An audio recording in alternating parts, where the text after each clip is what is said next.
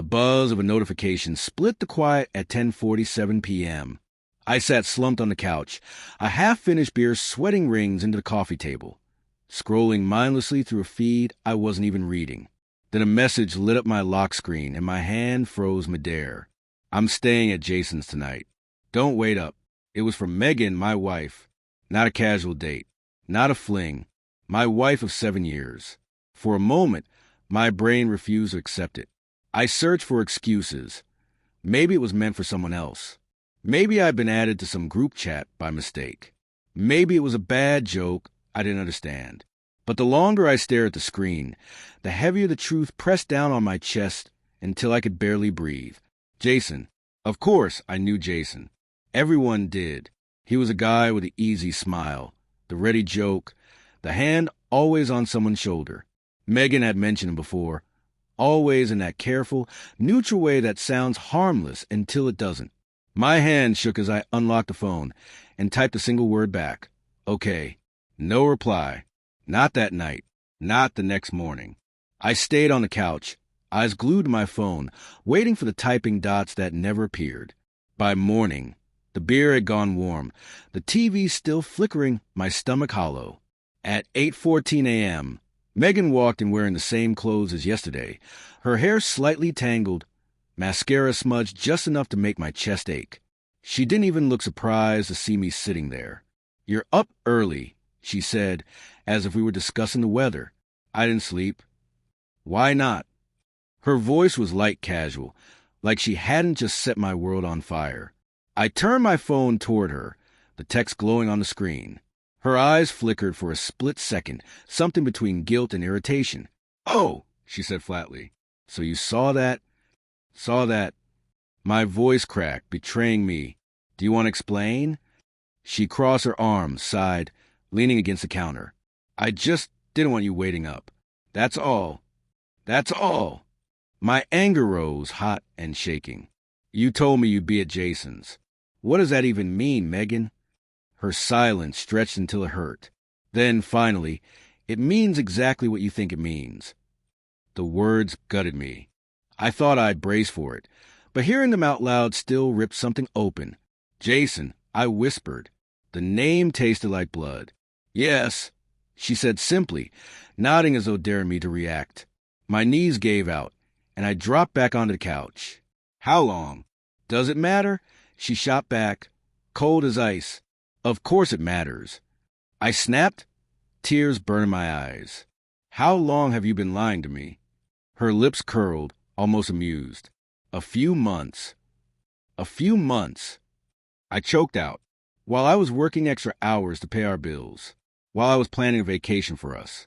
While I was trying to fix what I thought could be saved. Why? She shrugged. Because he makes me feel alive. He listens. He doesn't just sit there drinking beer and tuning everything out. That cut deeper than anything else. I wanted to scream, to break something, to beg her to stop, but instead a cold stillness settled over me. I picked up my phone again, my voice low. I'm glad you told me. She tilted her head, eyes narrowing. That's all you got to say?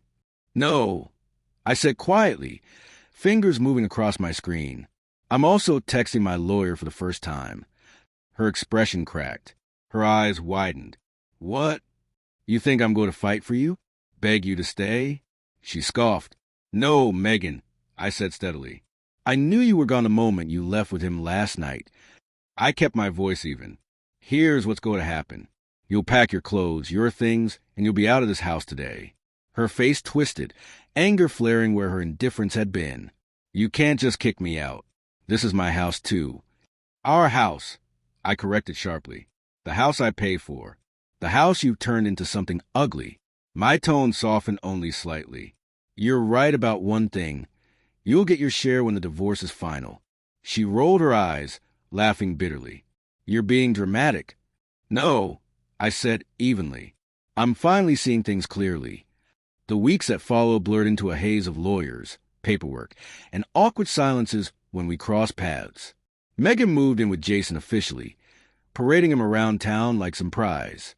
People whispered. Some avoided me. Others reached out quietly, confiding little truths.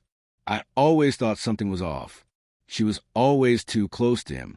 Each word cut, but strangely, each one also stitched something inside me back together. I wasn't imagining it. I wasn't paranoid. The distance, the secret smiles, the late-night excuses. I had seen it all. The nights were the hardest. I'd lie awake staring at the ceiling, haunted by the echo of her laugh, the scent she'd left on the pillow, the warmth that no longer belonged to me. It wasn't just about sex. It was about betrayal, about trust, about those quiet moments when she let me believe I was enough while secretly giving herself to someone else. Then 1 month later, she came back. I opened the door to find her standing there, hair perfectly styled, wearing the perfume I used to love. Her eyes were softer now, almost pleading. "Can we talk?" she asked, against my better judgment. I stepped aside and let her in. She sat on the couch where she had once confessed everything, twisting her hands nervously. "Jason isn't what I thought," she said quietly. "It's not the same. I miss you. I miss us." I looked at her, searching for any trace of sincerity. "You miss me now that he is enough," I said.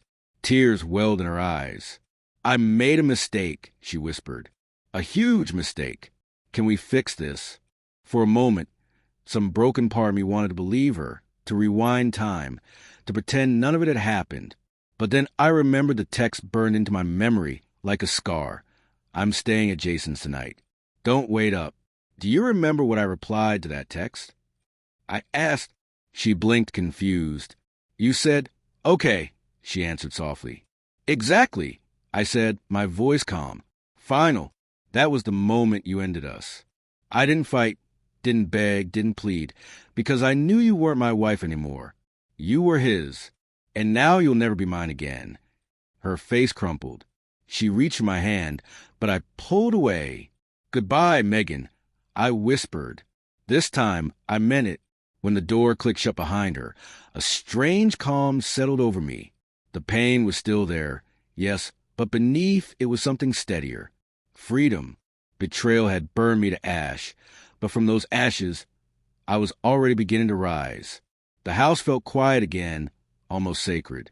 I walked through each room slowly, running my fingers along the walls, feeling their stillness, as if reclaiming what was mine. And I knew with absolute certainty, I would never again wait for someone who didn't care enough to stay.